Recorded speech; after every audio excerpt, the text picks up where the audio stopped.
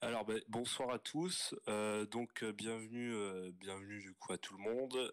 Bienvenue également aux nouveaux qui ont rejoint le Discord pour l'occasion, à l'occasion de cette invitation du coup de Thaïs Descuffon que vous connaissez probablement tous.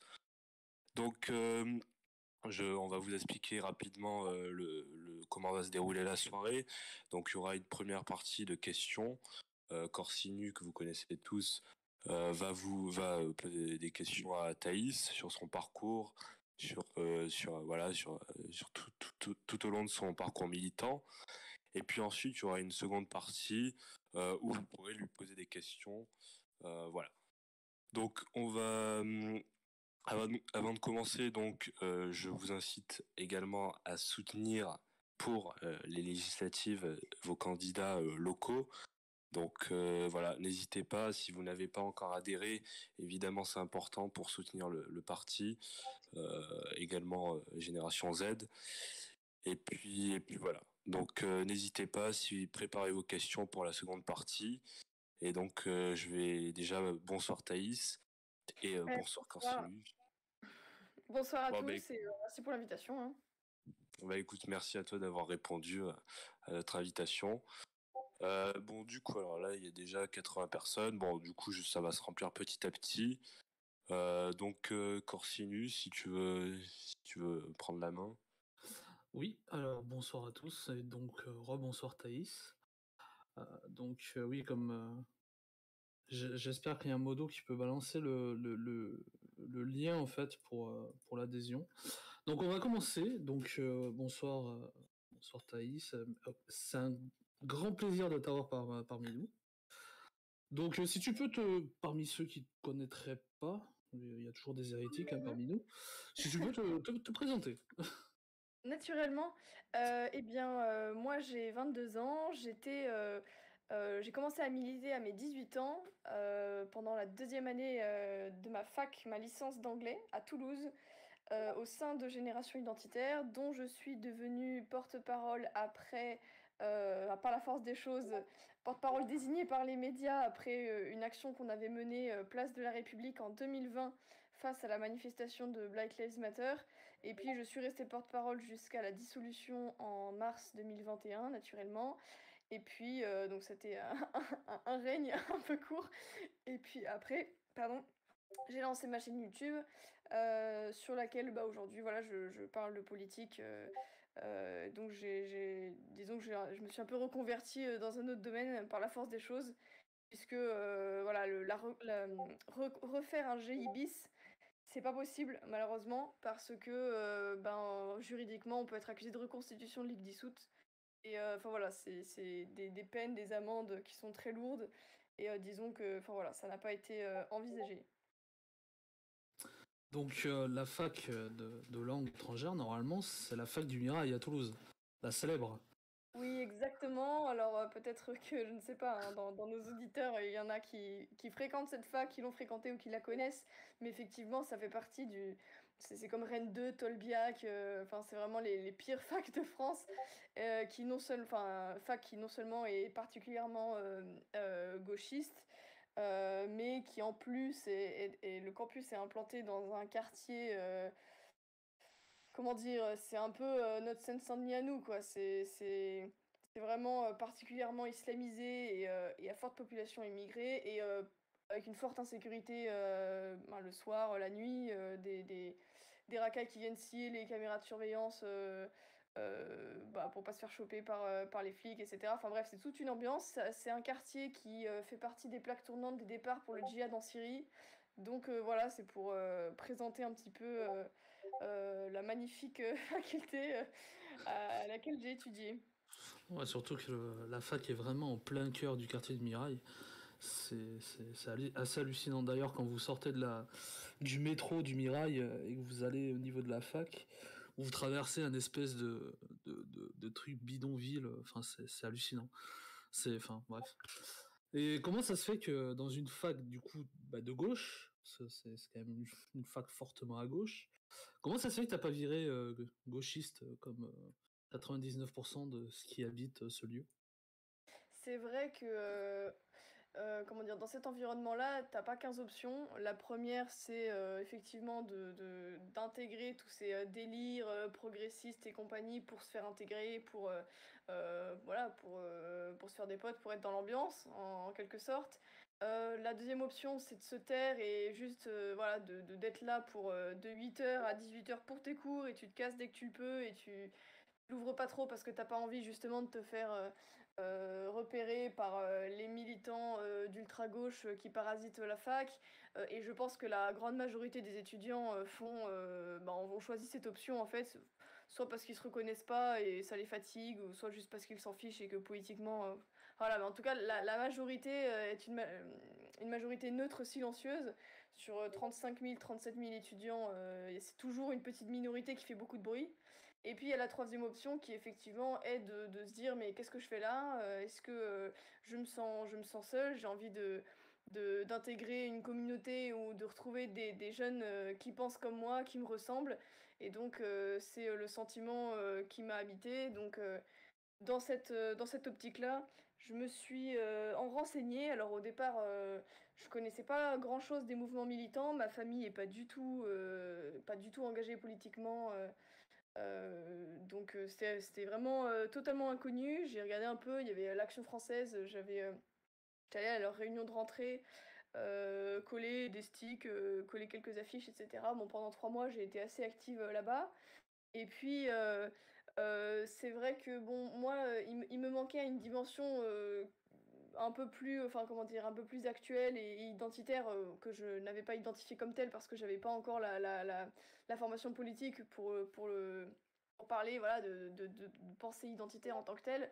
Mais du coup, j'ai un ami qui m'a présenté des gens de GI, qui m'a dit, ah tiens, bah, ça va te plaire, c'est un peu ton délire, etc. Et puis en fait, ça a tout de suite matché. Je me reconnaissais à 200% dans ce qu'ils disaient, dans leurs analyses, Enfin vraiment, ça a vraiment fait écho chez moi. Et là, je me suis dit, ok, c'est bon, j'ai trouvé ma deuxième famille. Et de là, j'ai commencé à militer à fond. Et puis très vite, de fil en aiguille, voilà, mon investissement allant croissant, j'ai fini par même bosser un peu à la com pour GI, puis en tant que porte-parole, et puis on connaît la suite, quoi. Ouais. Et au niveau de la fac, ça s'est passé comment? Ça va, il n'y a pas eu de problème? Alors, des problèmes, non. Non, non, en fait, c'est vrai que, comment dire, on se fait parfois beaucoup une montagne de ce que c'est que de faire un peu son coming out politique, si je puis m'exprimer Ouais. ainsi, ou en tout cas voilà, de montrer, d'afficher ses idées. Euh, c'est pas, c'est pas 100% des cas où ça se passe mal. Moi, en tout cas, j'ai pas eu tellement de problèmes. En tout cas, jusqu'à ma médiatisation, quand j'étais juste voilà, simple militante, sur mes réseaux sociaux, j'affichais mes opinions, même si du coup c'est à l'époque où j'ai pris un petit pseudonyme, parce que mon papa voulait pas que je mette mon vrai nom. Donc j'ai pris une partie de mon nom seulement, et puis non, franchement j'ai pas eu de problème. C'est juste quand effectivement il y a une forte médiatisation que là, heureusement, j'avais les cours à distance et j'ai pas eu à remettre les pieds à la fac. Et en toute honnêteté, je pense que ça aurait été assez compliqué pour moi d'y retourner. Donc voilà, mais en tout cas, tant que j'ai pas eu un niveau d'exposition qui reste comment dire, qui reste un cas particulier, j'ai pas eu de problème en soi. Ouais. Non, je demande comme ça en fait parce qu'on a nos camarades de GZ qui ont fait des collages au niveau de la fac du Mirail et qui ont été agressés, donc certains assez grièvement. Et la fois où ils se sont fait agresser sur un collage, les mecs ont sorti des couteaux en face, t'as des mecs C'est du Mirail qui vrai, sont arrivés et tout, c'était un peu tendu. c'est vrai, j'ai vu Donc, passer mais ça va. effectivement. Oui, Ouais. Et du coup, effectivement, pardon, ouais, vas-y. je peux ajouter un truc. Effectivement, j'ai vu passer. Après, nous, c'est vrai qu'on avait une politique à GI, c'était que on se disait, ça sert à rien d'aller coller dans des quartiers hyper islamisés et à population fortement immigrée, parce que c'est pas du tout une population qu'on vise. C'est pas cette population-là qu'on va convertir à nos idées. Et donc, c'est prise de risque inutile. Évidemment que si on avait fait ça, on se serait certainement fait attaquer, agresser. Et nous, comme aussi notre politique, c'était de riposter parce que on n'attaque pas, mais quand on nous attaque, on sait se défendre. Eh bien, il était plus sage et plus prudent de rester dans des quartiers où on avait plus forte, un plus fort potentiel de recrutement. Oui. Ouais, c'est logique. En plus, quand t'as les médias qui sont contre toi, surtout à Toulouse, où tous les médias sont de gauche et t'as toute la classe politico-médiatique qui est de gauche, c'est prendre un risque pour pas grand-chose au final, parce qu'ils vont tous te tomber dessus en Tout cas à de fait. problème, quoi. Et du coup, l'engagement politique, comment t'as présenté ça à tes proches? Ça s'est bien passé ou? Alors, bah, justement, ça peut peut-être être intéressant pour ceux qui nous écoutent. Je sais pas tellement quelle est la situation, de tout un chacun, mais, moi, pour le coup, alors que j'ai été dans une famille, enfin, je suis dans une famille de droite, très très catholique et cetera, qui a les mêmes idées que moi, il y avait pas de problème là-dessus. Ça a été extrêmement compliqué de leur faire accepter mon militantisme et mon engagement. Au départ, j'ai reçu, énormément de pression de la part de mes parents pour me faire arrêter. C'est allé, très loin. Parce que, justement, ils avaient peur, que je me crame ma carrière professionnelle, parce qu'ils disaient que je faisais n'importe quoi, que c'était pas sérieux, enfin ouais, voilà, que c'était dangereux. Que va dire le «qu'en dira-t-on?» beaucoup, que vont dire les gens et la famille et cetera. Donc ça a été, très difficile, très compliqué. Et puis en fait, c'est avec le temps que ça s'est fait, quoi. C'est que je leur ai montré que c'était pas un caprice d'adolescente ou une crise d'ado, et que j'avais des vraies convictions, et c'est sur la durée, sur la constance de mon engagement que je leur ai montré que, bah, que voilà, que j'y croyais vraiment, que c'était un vrai combat dans lequel je m'épanouissais et qui me tenait à cœur. Et puis petit à petit, ils ont fini par l'accepter, et aujourd'hui ça se passe très bien. Et donc comme quoi, il y a toujours, même dans les situations les plus compliquées, comment dire, quand on reste fidèle à son engagement et à ses convictions, et qu'on est sûr, on est sûr de la voie qu'on emprunte, et bien, ça finit toujours d'une manière ou d'une autre par s'arranger. Et heureusement que j'avais justement une communauté que j'avais rejointe, qui était extrêmement soudée, et des camarades qui m'ont beaucoup aidé dans les moments où ça pouvait être assez compliqué, pour me loger ou ce genre de choses. Ouais. Et vu qu'à j'en reviens toujours à Toulouse, hein, parce que bon, c'est la ville qu'on connaît, voilà. Mhm. Mais vu qu'à Toulouse, il y a à peu près 14 gauchistes au mètre carré, ça a été reconnu des fois dans la rue ou ça se passait En fait, comment? ça Une fois que tu as m'est été médiatisé, hein, je veux dire. Alors, très sincèrement, 95 du temps où je me fais reconnaître, c'est toujours des gens qui viennent pour me féliciter, pour me serrer la main, des jeunes qui me disent, «C'est génial, bravo» et cetera. Ça ne m'est arrivé que 3 fois, je crois, où, je me suis faite, un peu embêter. Une fois à Paris, une fois à l'aéroport Charles de Gaulle, et une fois à Toulouse, effectivement, place Wilson. Ah oui. Mais Ouais. sinon c'est tout. Donc en fait, même avec un niveau de médiatisation comme ça a pu être le mien à un moment donné, vraiment, je pense que la plupart des gens qui t'aiment pas et qui te reconnaissent dans la rue, ça m'est arrivé comment dire? De voir des regards, tu sais, un peu intrigués et cetera, des filles, qui ont l'air de pouffer en me regardant, ou ce genre de choses. Mais en fait, la plupart des gens qui t'aiment pas, je pense qu'ils osent pas venir te parler, ils osent pas venir te voir. Et au pire, ce qu'ils vont faire, à la limite, c'est de prendre une photo en scred, mais c'est tout. En fait, la grande majorité du temps, c'est toujours des gens super sympas, super chouettes, qui te mettent vachement de baume au cœur en te disant que tu pas tout seul. Et justement, c'est assez frappant. Je me dis: «Mais punaise, moi qui pensais effectivement que Toulouse, c'était une ville, gauchiste», en fait, voilà, il y a plein de gens qui me reconnaissaient, qui étaient, carrément sympathisants. Ouais, c'est bien, ça fait plaisir. Euh, et du coup, qu'est-ce que tu pourrais dire à un jeune qui hésite du coup justement à s'engager politiquement, surtout dans notre camp qui n'est pas, on va dire, médiatico-compatible, quoi. Donc, Tout à fait. Après, qu'est-ce que je pourrais lui conseiller?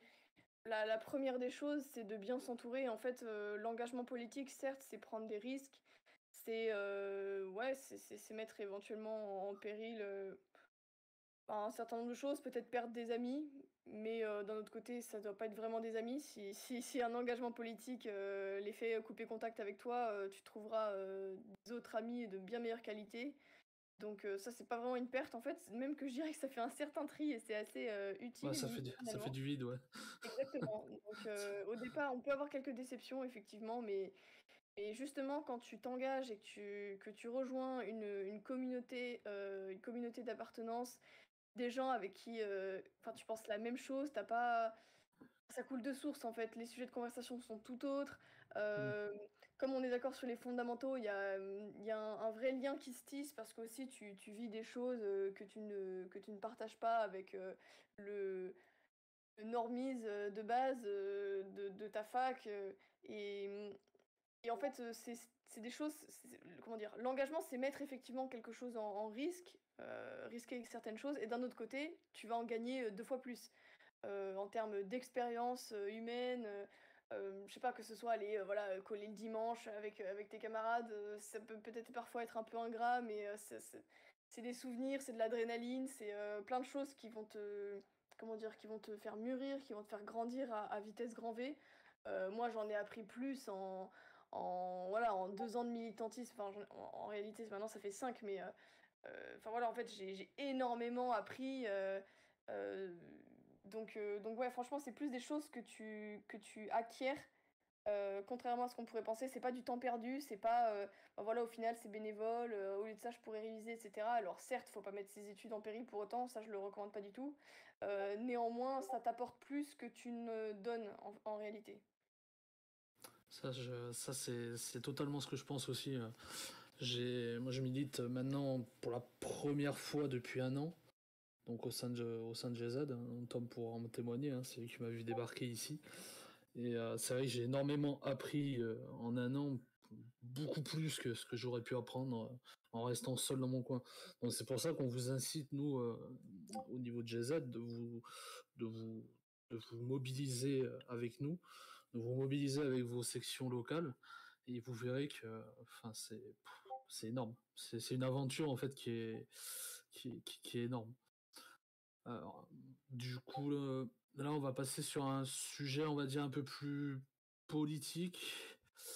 C'est depuis la défaite là, donc d'Éric Zemmour à la présidentielle, on voit beaucoup d'influenceurs, beaucoup de gens en fait qui disent que bah, la France elle est finie, il faut partir à l'étranger, Mhm. ou enfin que tout est fini quoi.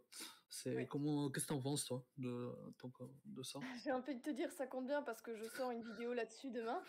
Alléluia! On vous remet de toute façon le lien de la chaîne de Thaïs, on vous le bombarde dans le vocal écrit. Hein. Donc Merci. n'hésitez pas à aller Euh, la voir. Hein. Et non son mais Telegram également. merci beaucoup. Bah, effectivement, bon, je vais quand même aborder un peu le sujet, mais je le creuse davantage donc dans la vidéo que je vais sortir demain. Mais effectivement, il y a toujours ce phénomène à droite quand on subit une défaite, parce que là, objectivement, c'en était quand même une. C'est de considérer effectivement que tout est foutu. Enfin voilà, la France est perdue, il faut tous se barrer, cassez-vous. Et comment dire? En fait, je comprends, une déception, je comprends même qu'on ait potentiellement envie de partir parce qu'on se dit, bah, qu'on sera peut-être plus en sécurité. Si on a une famille, qu'on va la mettre aussi en sécurité, qu'on aura peut-être, moins de profs gauchistes à la fac, que l'herbe elle a l'air plus verte ailleurs, et cetera, et cetera. Donc c'est un sentiment qui à la fois est humain. Il y en a beaucoup qui disent: «Oui, c'est lâche», et cetera. Je pense pas nécessairement que ce soit lâche, ou en tout cas pas pour tout le monde.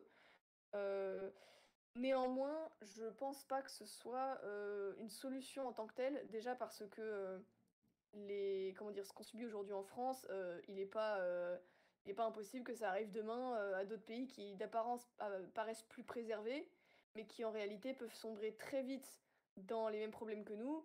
Il y a qu'à voir, par exemple, l'Irlande qui a longtemps été un bastion conservateur et qui aujourd'hui, est devenue, complètement progressiste, et tout ce qu'on connaît. La Suède, pareil, là dernièrement, ils avaient pardon Ouais, des des émeutes, émeutes. Ouais, ils voilà, avaient des des émeutes émeutes, ouais. particulièrement violentes, et ça leur a fait un sacré choc. Même, bon, la Pologne, c'est vrai que c'est beaucoup plus préservé, hein, mais par exemple dans les livres d'école, etc., où par exemple les lobbies LGBT, ils commencent un petit peu à gagner du terrain. Alors certes, c'est à 10 000 années-lumière encore de nous, mais personne n'est à l'abri en fait. Et imaginez toujours qu'en se déportant dans le pays d'à côté, ça va aller mieux. Ah, disons que c'est une logique, c'est un peu une logique d'immigré déjà. Enfin, je pense que ce pays, c'est le nôtre, et si nous on part, mais en fait, ça va être encore plus difficile de le sauver, ce pays. Moins on est plus on est, pardon, moins on sera nombreux, plus ce sera difficile de mener notre combat. Et ensuite, voilà, je pense que c'est pas forcément une solution. Et justement, j'avais posé la question sur mon Telegram aux gens qui me suivaient, ce qu'ils en pensaient. Et j'ai vu aussi des témoignages de gens qui disaient, ben moi je suis parti 2 ans, bah c'est pas la solution et moi je reviens parce que je suis déçu, je suis pas satisfait. Et c'est pas, y a pas l'Eldorado ailleurs en fait. Et on est français, voilà, c'est difficile de voir un pays qu'on aime se faire cracher dessus, se faire gouverner par des incapables, euh, avoir peur de sortir le soir, enfin bref, la liste est longue. On se comprend, évidemment. Mm. Oui, Néanmoins, comment dire, le combat qu'on a à mener, enfin, veut dire, la France, elle a besoin de nous aujourd'hui. Quand on nous dit que oui, voilà, on reviendra quand il y aura un conflit armé ou j'en sais rien, enfin déjà, il n'est pas du tout garanti qu'il y aura un conflit armé, enfin personne ne peut le prédire. Ensuite, c'est quand même assez paradoxal de partir pour des raisons, entre autres sécuritaires, et revenir quand il y a la guerre. Enfin, on est clairement oui, moins en c'est sécurité exactement ce que je pensais. Ouais. quand C'est il y a ça. la guerre ici qu'aujourd'hui, enfin, déjà. Ensuite, bah, en fait, il est pas forcément dit que ces personnes-là qui le disent, peut-être qu'elles le pensent, mais en réalité, si elles ont une famille, si, enfin, je veux dire, il peut s'en passer du temps entre-temps. Oui. S'ils ont une famille, s'ils ont, enfin, tout un tas de choses qui peut aussi, les faire, changer d'avis à ce moment-là. Et puis, par contre, les gens qui reviendraient quand le conflit serait terminé et en gros, que tout aurait explosé, alors déjà, si comment dire, la situation tournait à notre avantage, c'est parce qu'il y aurait clairement des gens qui seraient restés pour l'obtenir. Donc voilà, faut pas, ça, la victoire va pas se mener toute seule. Et deuxième chose, par contre, bon, si on perd, clairement, ils reviendront pas. Et troisième chose, si jamais on gagne et qu'ils reviennent rebâtir, je pense que les personnes qui seront sur place auront un peu envie de leur dire, bah, vous êtes bien gentils de revenir quand tout est terminé, mais en fait, vous avez aucune légitimité à rebâtir le pays. Et c'est un petit peu, c'est un sentiment qui est assez normal. Euh, voilà, je pense qu'en fait, encore une fois, faut pas non plus tomber dans deux blocs distincts qui se font la guerre. Donc voilà, d'un côté les expatriés et d'un côté ceux qui restent et qui seraient plus courageux que les autres. Enfin, chaque cas est différent. Voilà, je suis pas là pour juger tel ou tel. Néanmoins, à la limite, il y aura toujours des gens qui partiront, il y aura toujours des gens qui resteront. Alors autant trouver un accord ou trouver, je sais pas, une stratégie qui ferait qu'on on coopérerait tous pour la victoire, parce que en fait on fait quand même partie du même camp, et dans tous les cas, enfin voilà, la situation elle est telle qu'elle est, il y a des gens qui pourront jamais partir, et autant trouver une stratégie à la limite d'expatriation s'il y en a beaucoup qui veulent partir. Voilà, c'est un sujet qui est complexe. Moi, en l'état actuel des choses, je ne me vois pas partir. La France, c'est là où je suis née, c'est le pays où je veux mourir. Enfin, je n'ai pas envie d'élever mes enfants dans un pays qui, certes, serait européen, mais en fait, ils seraient plus tout à fait français, mes enfants. Et ça, moi, ça me déchirait le cœur. Alors, certes, j'en suis pas là, mais en tout cas, voilà, moi, pour l'instant, en fait, on n'est pas arrivé à un point de non-retour. Il y a encore plein de choses à faire. Alors, certes, c'est pas la croisade, c'est pas. C'est pas, comment dire, le côté un Ouais, peu c'est pas romantique. Reconquista. Voilà, il y en a, ils diraient, ouais, mais bon, là, moi je reviendrai avec, je sais pas, Ouais, une 10 arme, un 000 truc hommes en et passant, voilà, quand ce sera un conflit, c'est ça. c'est plus romantique, ça fait plus rêver, etc. D'accord. Néanmoins, en fait, il est tout à fait possible de mener la guerre aujourd'hui avec des risques qui sont bien moindres, et il y a tout un tas de choses qu'il est possible de faire. Donc voilà, faisons-le, et puis advienne ce qu'il adviendra au moment donné. Mais en attendant, on n'est pas arrivé à un point de non-retour, il y a plein de choses à faire, et le courage, c'est peut-être pas de faire que ce qui nous plairait, mais d'être aussi dans un certain combat contre soi-même, d'essayer au quotidien de mener une lutte qui parfois peut être ingrate, mais malheureusement, enfin en tout cas c'est le rôle qui nous incombe. Si on a pris conscience de cette réalité, si on s'est engagé, euh, si on a ce supplément d'âme en fait qui nous caractérise peut-être de la masse, eh bien tant mieux, enorgueillissons-nous, mais on a aussi un devoir par rapport à ça. Et puis c'est à nous que reviendront les lauriers quand on aura la victoire. Oui, c'est un peu le mythe. Ils veulent peut-être un petit peu le mythe du résistant de 45, quoi. Donc, c'est vrai que c'est un sujet assez complexe, en fait, mais on voit beaucoup de gens qui commencent à en parler, et c'est vrai que c'est un peu. C'est pas un peu épuisant, mais pour ceux qui restent, en fait, ça pourrait enfin, leur attaquer le moral, quoi. Donc, c'est pour Oui, ça que en fait, c'est important d'en parler, en fait. Déjà, c'est ne ça. serait-ce que dans notre camp, quoi. C'est ça, faut pas non plus en faire un sujet tabou, mais qu'à la limite, ceux qui veulent partir, partent, enfin, chacun fait ce qu'il veut. En revanche, venir décourager, démoraliser ou même, presque insulter, en fait, ceux qui restent et ceux qui continuent de se battre, de tous les moyens, par tous les moyens qui sont à leur pouvoir. Alors certes, voilà, on colle des affiches et effectivement, on va pas, pourchasser, des sarrasins ou je ne sais quoi.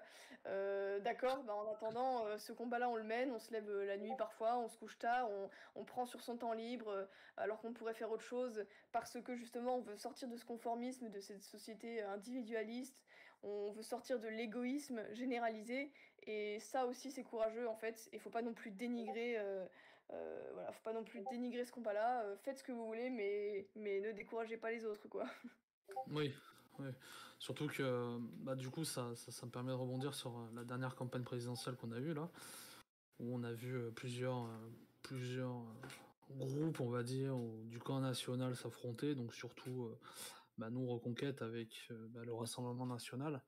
Mhm. Et on a vu une forte opposition du Rassemblement national, on voit encore actuellement hein, pour les législatives, qui refusent totalement de s'allier, j'ai l'impression, qui pensent pas du tout à, on va dire au camp national et surtout au destin de notre pays, quoi.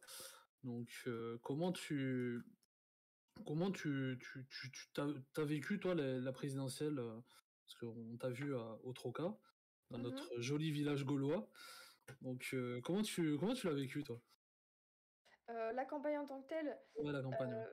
ouais, eh bien, ah forcément, c'était quelque chose de super enthousiasmant, super, intéressant et en fait, il y a quelques mois avant que la rumeur, de la candidature d'Éric Zemmour, commence à circuler, on était quand même dans une perspective de présidentielle particulièrement ennuyeuse où on se disait: «Bon, bah, ça va être encore, Marine Macron», mais sans aucun suspense. Et puis voilà quoi. Enfin, de toute façon, les dés étaient joués d'avance et c'était absolument inintéressant. Et finalement, c'est vrai que même si c'est difficile d'avoir eu ce score-là, même si, enfin, entre nous, c'est loin d'être honteux, hein, mais bref.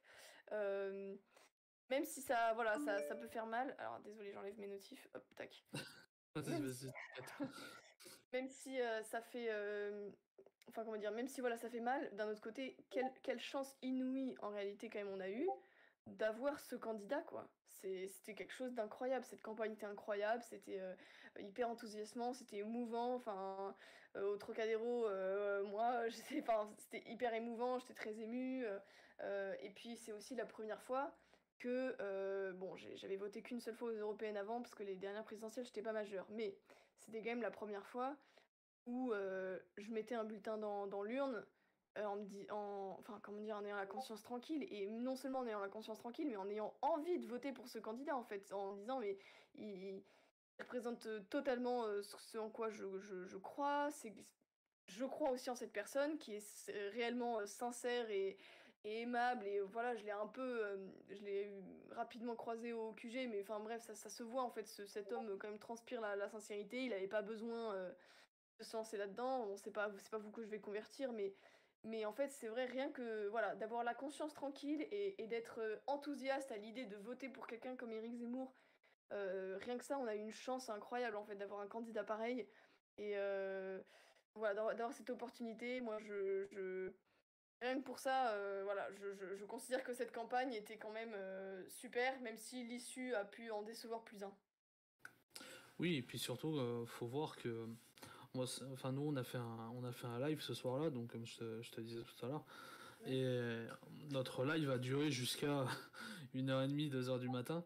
Donc ça a été un long live, on va dire, entre 19h et 2h du matin. Et ouais, on a expliqué que bon, oui, ça fait mal de prendre que 7%, mais d'un autre côté, on a quand même eu une chance énorme, c'est qu'on a pu créer un mouvement qui est gigantesque. Génération Z, c'est 22 000 ou 23 000 militants et hyper motivés. On a, on a aussi, en 3-4 mois, on a quand même fait un score qui, qui, qui, qui, qui a dépassé et qui même additionne les deux scores des deux partis de gouvernement qui étaient au pouvoir les 40 dernières années, quoi. Donc Exactement. le PLS et LR, on les a totalement finis, quoi. Donc moi je trouve que c'est une défaite d'un côté, mais c'est une défaite remplie d'espoir pour l'avenir, on va dire. Donc je pense qu'il y a quand même beaucoup de choses à faire bientôt, et on a la chance d'avoir le Reconquête qui est jamais été aussi fort, quoi. Et un mouvement de droite nationale qui a jamais été aussi fort, aussi puissant et aussi plein d'avenir, quoi, tout Et simplement. surtout que, oui, effectivement, en fait, la bataille des idées, maintenant, en fait, c'est maintenant qu'elle va être menée. Avant, on avait des candidats qui ne menaient pas à la bataille des idées. Et clairement, là, on a accès au champ de bataille, ce qui n'était pas le cas avant. Et comment dire, on est dans un contexte particulier, puisque on a beaucoup d'éléments qui nous laissent à penser qu'il se pourrait qu'on vive un tournant historique. Enfin, on va vivre un tournant historique, mais je pense que prochainement, on pourrait être dans une situation présurrectionnelle potentielle. Et pour différentes raisons, bah, par exemple le fait que bah, c'est le deuxième mandat de Macron, qu'il y a quand même de fortes chances qu'il soit particulièrement déchaîné, parce que son but ne sera pas de se faire réélire, en tout cas pas dans l'immédiat. Euh, on n'a pas d'héritier du macronisme, encore. Jean-Luc Mélenchon, il n'est pas forcément dit qu'il se représente, il a quand même 70 ans et il n'y a pas d'héritier du mélenchonisme non plus. C'est quelqu'un qui a quand même, avec tous les défauts qu'on peut lui conférer, et son idéologie mortifère et destructrice, ça reste un excellent politicien, quelqu'un qui a du bagou, quelqu'un qui a du charisme. Dans son parti, il n'y a absolument personne qui soit capable d'avoir les épaules qu'il a lui. Donc ça, c'est une deuxième chose. Troisième chose, il n'est pas impossible, et il est même fort probable, qu'on ait bientôt un candidat à la présidentielle islamiste. Parce que on peut assister à une structuration de l'islam politique, voilà, de façon électorale. On a déjà des maires islamistes fichés S, hein, comme à Goussainville par exemple, ou, ou encore bon, à Vénissieux. Bon, Tahabouaf s'est retiré, mais en tout cas, enfin voilà, j'ai vu aussi une liste d'un parti démocrate musulman qui se présente aux Ouais, c'est ça, législatives. c'est l'Union des démocrates musulmans français, Voilà, exactement. qui Donc, présente 100 candidats. Ouais. exactement, c'est quand même assez énorme. Euh, et donc, par exemple, avoir un candidat à la présidentielle islamiste, c'est pas forcément une mauvaise chose pour nous dans l'absolu. Je m'explique, parce que d'un côté, ça peut diviser encore plus les voix de la gauche, puisque celle-ci capitalise à fond sur le vote immigré. Et deuxième chose, ça peut permettre aux Français moyens d'identifier plus facilement qui est son Le ennemi. péril, ouais. Ouais. Et là, de ce point de vue-là, ça peut nous aider, en tout cas nous faire avancer en quelque sorte. Ensuite, nouvelle chose, c'est que mine de rien, bientôt, en tout cas ça va commencer, les boomers vont commencer à mourir. Et ouais, mine de rien, c'est l'électorat de Macron, c'est la catégorie de la population la plus mobilisée politiquement, qui a le plus de poids. Toute la politique qui est menée par ce gouvernement est dirigée vers elle. Et quand ils vont commencer à mourir peu à peu, ça va aussi considérablement redessiner l'horizon politique. Autre chose aussi, crise énergétique majeure qui peut advenir et enfin, on en voit les prémices, et qui peut faire émerger un deuxième épisode des Gilets jaunes, cette fois-ci peut-être même plus violent. Et enfin voilà, toutes ces planètes qui s'alignent nous font dire que on se tourne vers une situation présurrectionnelle potentielle qui peut effectivement être inquiétante, qui va bousculer beaucoup de choses, mais d'un autre côté, moi je cite souvent cette phrase du philosophe autrichien Hölderlin qui dit que là où croit le péril, croit aussi ce qui sauve. Et clairement, ça va créer aussi un tournant où en fait il faudra qu'on soit là, qu'on soit présent, qu'on réponde présent, et faire tourner la situation à notre avantage, puisque à situation urgente, mesure urgente, et de plus en plus de Français comment dire, se radicaliseront dans le bon sens du terme. En tout cas, seront prêts à entendre un discours qu'aujourd'hui ils n'acceptent pas, et ils n'acceptent pas d'ouvrir les yeux et les oreilles face à ce discours.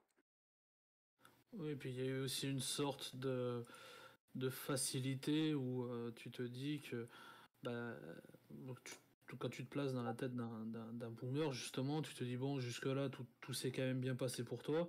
Bon, on va continuer comme ça, et puis au pire, on va repousser un petit peu l'échéance il va falloir se retrousser les manches et aller faire changer les choses, quoi. Donc, c'est du pur égoïsme, quoi. Mais du coup, est-ce que tu penses, là, après, forcément, je te demande juste à toi, hein, mais Marine Le Pen, elle décide de ne plus se représenter, visiblement. Donc c'est ce qui était prévu, hein. Mélenchon Ah, aussi. Ah oui, il me semblait qu'elle avait Ouais, dit que rien n'était impossible et que... parce qu'elle avait quand même, avant, elle avait déjà dit ça avant les présidentielles, et quand elle a commencé à être annoncée à 48-49%, elle a commencé à prendre la grosse tête et à dire ah mais je me ferme pas les portes non plus, etc. Donc je sais pas si elle dit pas ça non plus comme stratégie, on verra. Mais ouais, moi ça m'étonnerait qu'elle lâche le siège aussi facilement en réalité, hein. Moi je suis moi assez je sais pas, sceptique. j'ai entendu dire que sauf circonstances exceptionnelles, elle ne se représenterait pas. Donc admettons qu'elle se représente pas, Mélenchon part, donc LFI va exploser entre ces différents courants. Mhm. Parce que nous, on en est arrivé au point, enfin au fait, quand on en parlait là, que LFI va exploser parce qu'il y a tout le courant indigéniste qui pousse d'un côté, il y a tout le Ouais. courant des ouvriers traditionnels de gauche, donc CGT, tout ça, qui pousse de l'autre, Mhm. et ils n'arrivent pas à se piffrer entre eux, donc ça va être, enfin, pour C'est moi, un ça va modèle, exploser. et c'est un modèle qui n'est pas tenable sur le long terme. C'est évident que comment dire, il y a une contradiction trop forte pour qu'elle ne finisse pas par exploser. Oui, et c'est tenu uniquement par la présence de Mélenchon. Exactement. Donc, une fois que ça va exploser, je pense que ça va diviser les voix de la gauche. Et est-ce que d'après toi, il y aurait une ouverture pour la droite nationale, parce que LR est en train d'exploser. La moitié se barre chez LREM et l'autre moitié essaie de sauver les meubles.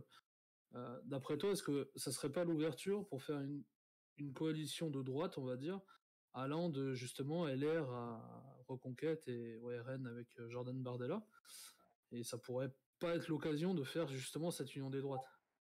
Bah, l'occasion, oui, ce serait pas mal, mais entre nous, ça me semble assez compliqué vu les égos du RN. Ouais, Et j'écoutais dernièrement un entretien de Jordan Bardella avec Valeurs Actuelles qui défendait comme un morceau de viande la vision du RN, le fait que ah bah, Reconquête ils ont été méchants avec nous, ils n'ont pas été gentils donc c'est pas possible de faire une alliance avec eux, ils sont pour la retraite à 65 ans, enfin ridicule. En fait, dans la nouvelle union populaire, écologique et je sais pas quoi, ouais, euh, et sociale, je crois, bah, en fait, des dissensions, des points de désaccord, ils en ont plein. Et des guerres d'ego, ils en ont plein aussi. C'est juste que, en fait, pour le coup, ils ont une vision politique que malheureusement, enfin, que le RN n'a pas.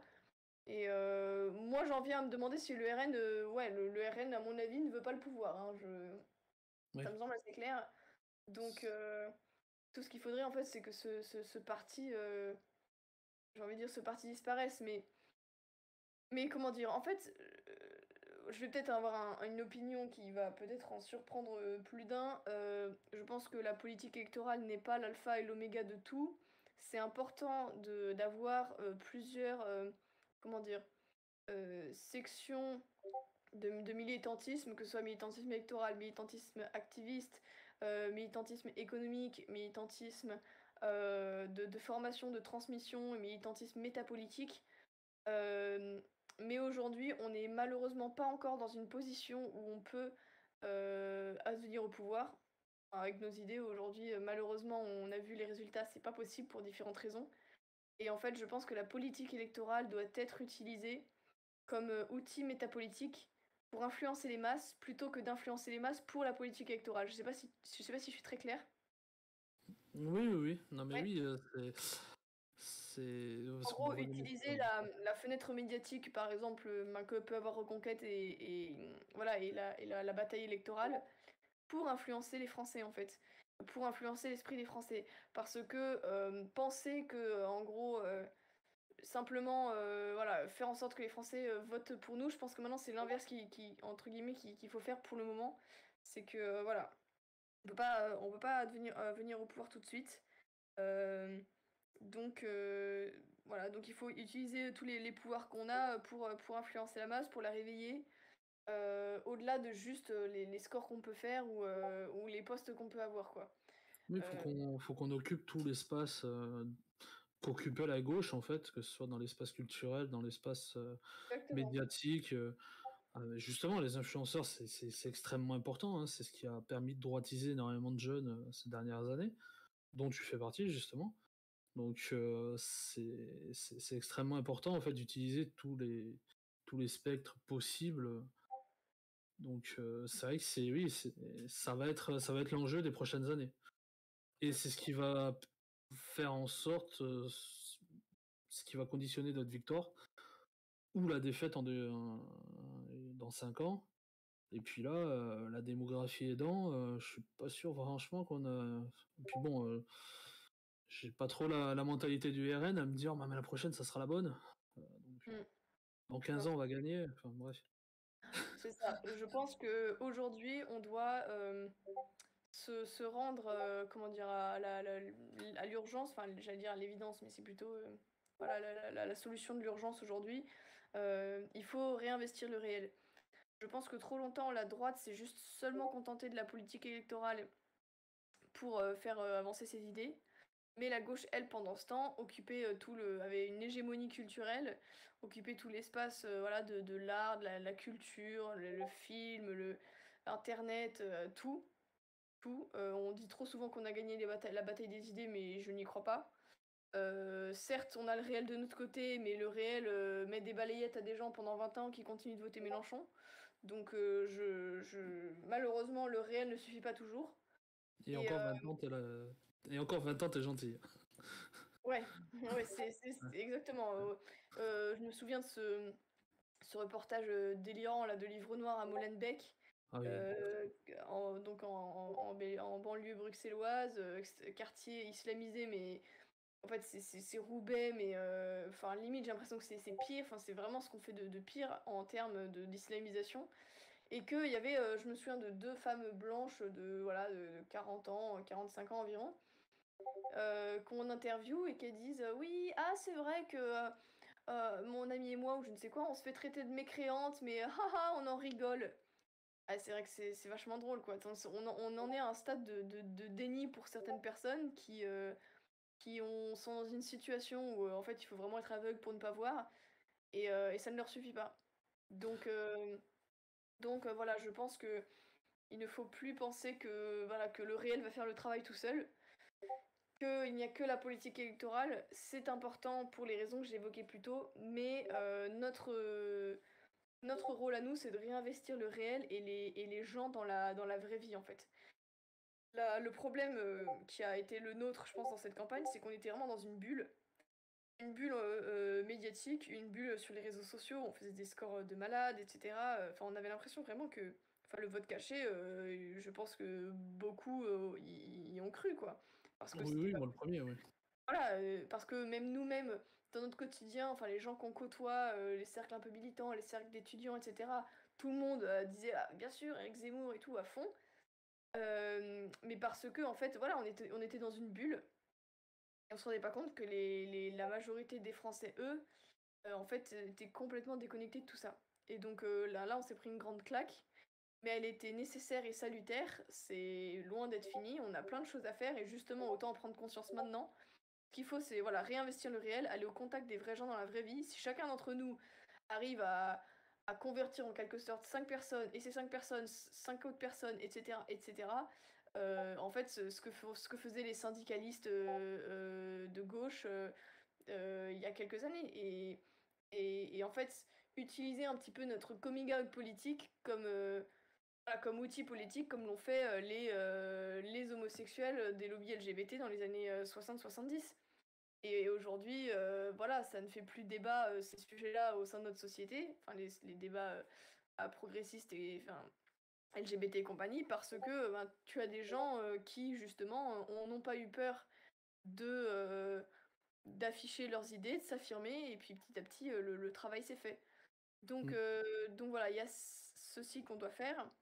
Il y a, comment dire, développer nos compétences personnelles utiles pour nous-mêmes et pour le reste de la société. Par exemple, on est dans un domaine d'expertise, et bien devenir le meilleur dans ce domaine-là, agrandir, élargir sa zone d'influence, sa sphère d'influence, son aura. Si jamais justement on devient quelqu'un de très compétent dans notre domaine, et bien ça fait plus de gens qui sont aptes à nous écouter, qui sont influencés aussi par nos idées, qu'on peut influencer. Personne ne va écouter le mec au RSA qui vit encore chez maman à 35 ans et qui passe ses journées devant la télé à jouer à la play ou je ne sais quoi. Bon, je prends un exemple absolument caricatural, néanmoins, en fait, la crédibilité de quelqu'un et de son discours, ce qui fait qu'on va vous écouter et avoir envie de vous ressembler et de penser comme vous, ça va être aussi justement eh bien, ce que vous dégagez, ce que vous avez, comment dire, professionnellement aussi, ce que vous avez accompli, qui vous êtes, l'image que vous renvoyez. On est la meilleure vitrine de nos idées. Moi, entre autres, ce qui m'a fait rejoindre Génération Identitaire, c'était que les garçons et les filles qui y étaient, ils faisaient envie, quoi. On avait envie de leur ressembler, on avait envie d'être comme eux. Et, euh, et ça, par exemple, c'est une arme de conversion massive. Montrer qu'on n'est pas des marginaux, montrer qu'on est des gens normaux, qu'on est des gens brillants, qu'on peut justement être une sorte de nouvelle élite, enfin être la nouvelle élite de demain. C'est d'ailleurs un peu l'esprit de Reconquête, qui ont pour le coup, eux, de vrais cadres que le RN n'a pas. Et donc voilà, comment on sait que le patriotisme c'est sain, S-A-I-N, parce que les patriotes, ils sont sains, S-A-I-N-S, et je pense que voilà, ça fait partie des choses qui sont à notre portée à tous, qu'on soit voilà, investi électoralement par ailleurs ou pas. Voilà, il faut qu'on aille au contact des gens et devenir aussi la meilleure version de nous-mêmes, et ça va considérablement élargir nos zones d'influence. Ouais, c'est exactement. C'est parfait. C'est exactement ce qu'on pense à notre niveau, parce qu'on en parle très souvent ici, justement. Et c'est vrai qu'il faut pas laisser le terrain à la gauche, en fait, parce que quand tu arrives après, au moment justement du jour J, et ben, tu t'aperçois que la gauche est une grosse machine de guerre derrière eux, et que généralement, dans notre camp national, bah, malheureusement, ça traîne un peu la patte au niveau de tout ce qui est en dehors de la politique, quoi, tout ce qui est métapolitique. Donc, Exactement. et par rapport justement au fait de d'occuper tous les vecteurs d'influence, qu'est-ce que tu penses des groupes de féministes, on va dire, identitaires, type Némésis, tout ça? Ah ah, alors, Eh oui, t'es une dame, j'étais obligé de te poser la question. c'est vrai qu'il y a eu polémique récemment, j'ai cru comprendre, même si j'ai plus Instagram encore, donc j'ai suivi de loin. Mais alors, moi, il y a deux choses. C'est qu'effectivement, je distingue les filles de droite qui sont sincères dans leur démarche, qui effectivement veulent juste faire quelque chose, être utiles, voilà, comme nous tous. Oui, oui, Et après, moi, c'est ça, hein, ma question. Après, Mhm. les individus en tant que tels, c'est pas la question, c'est plus le combat Oui, oui, le mais combat je préfère lui-même, quand quoi. même le clarifier Oui, oui, oui. avant de continuer. Voilà, moi, j'ai rien contre ces militantes-là. Et d'ailleurs, je parle pas que de ce collectif, il y a d'autres initiatives de ce genre. Et moi, ce qui me dérange, et je l'ai toujours dit, je m'en suis jamais caché, c'est de reprendre des termes de gauche pour s'identifier. En fait, c'est comme, euh, c'est comme il y a quelques années les antiracistes de droite. Les gens qui se disaient antiracistes de droite. Maintenant, c'est un peu passé de mode parce que les gens ils ont compris que c'était une arnaque et qu'en fait, on n'a pas à jouer avec le logiciel de l'adversaire.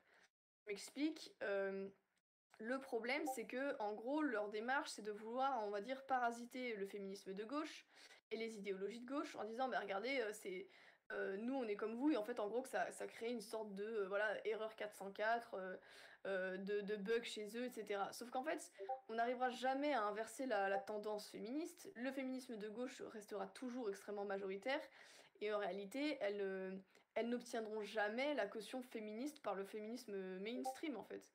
Donc en fait, tout ce que ça fait, c'est juste importer à droite des concepts de gauche qui en fait apportent encore plus de dissension chez nous. On en vient à se poser la question de est-ce qu'on doit être féministe ou pas.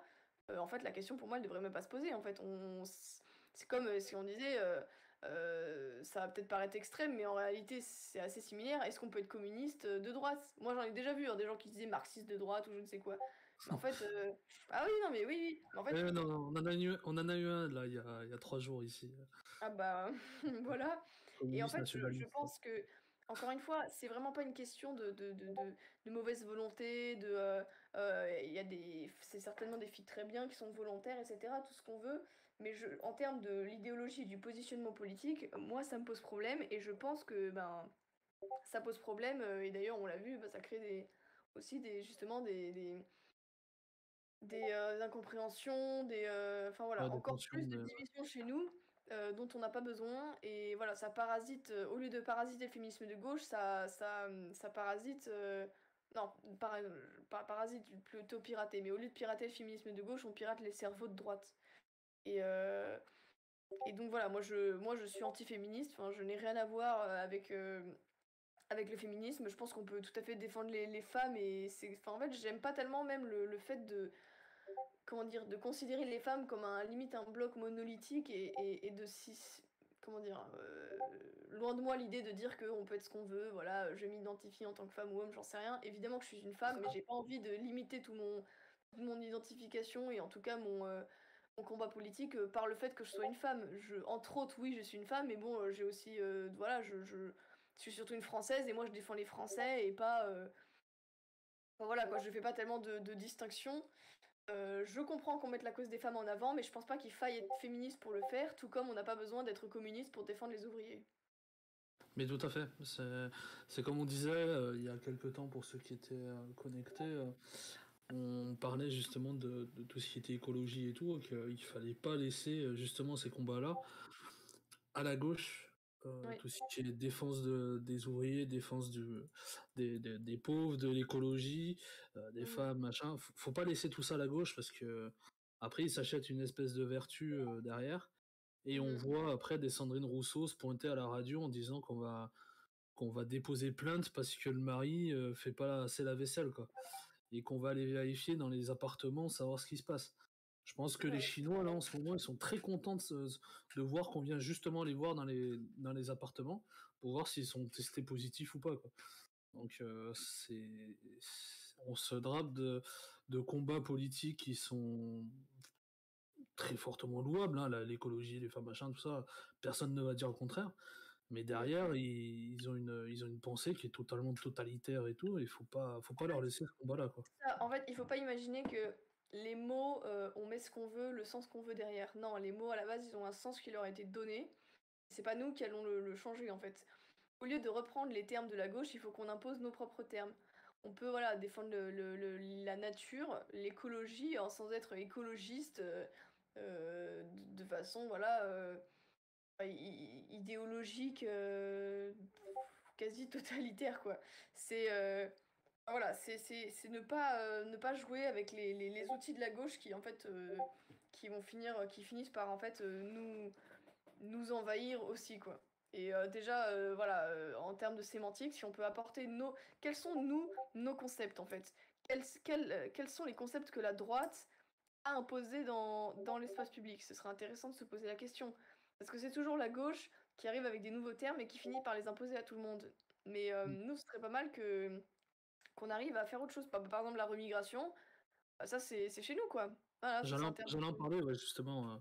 Voilà. Bah, ça c'est un concept de chez nous. Donc, Le on remplacement, pourrait peut-être également. en citer d'autres comme ça, mais enfin voilà, ça c'était pour clarifier du coup mes positions sur le féminisme de droite. Yes, merci. Je vais juste te poser une dernière question, après on va passer aux questions des membres et des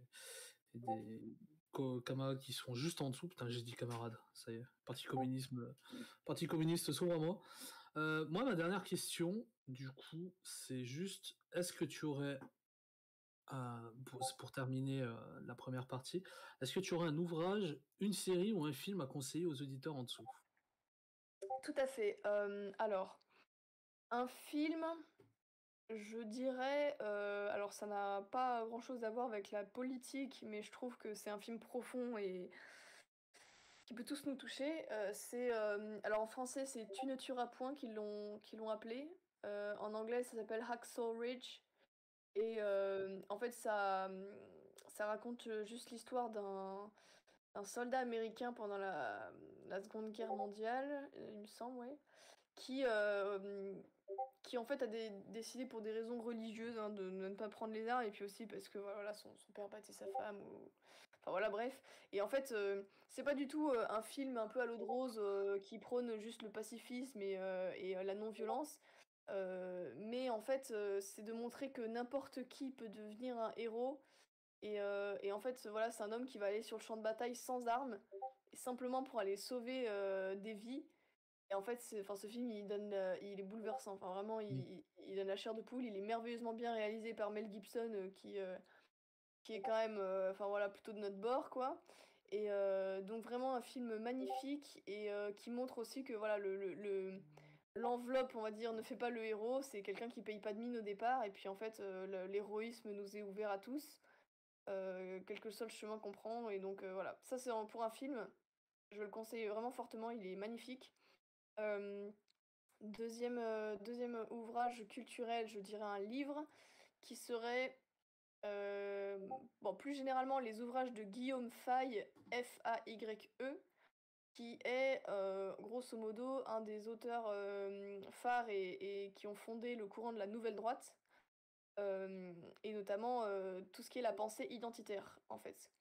C'est un auteur qui est assez méconnu, ou alors que dans nos cercles vraiment très politisés, et voilà, mais c'est quelqu'un qui a réussi à analyser en fait tout ce qui allait être les grands enjeux du 21e siècle, que ce soit la Russie, la Chine, l'islam, l'immigration, enfin, en fait, c'est quelqu'un d'assez visionnaire qui est mort il n'y a pas si longtemps que ça, et qui a vraiment brossé, 2019, ouais. voilà, tout un...